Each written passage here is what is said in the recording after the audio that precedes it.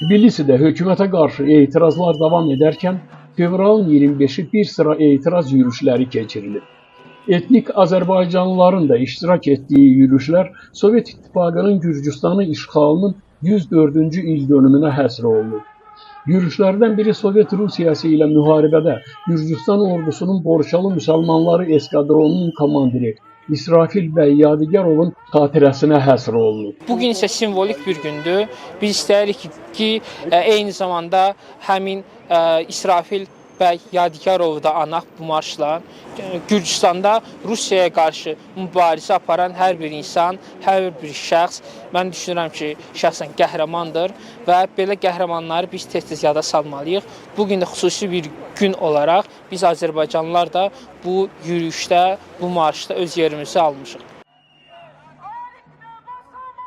Fevralın 25'i Gürcistan'ın işğalı ve Gürcü arzusu hakimiyyətinə etiraz əlaməti olarak birçok yerlerde tətillər də keçirilib.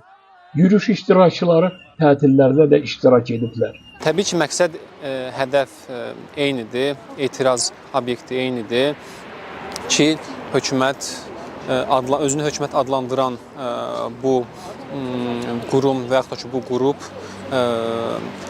Avropa İttifaqına üzvlüyə və Avrointeqrasiya siyasətinə zidd addımlarını dayandırsın və yeni seçkilər təyin etsin, məhbusları, siyasi məhbusları azad etsin. Hakim Gürcü Arzusu Partiyası özlərini legitim hesab edir və ölkədə baş verən aksiyaları xarici qüvvələrin təsiri olduğunu iddia edir.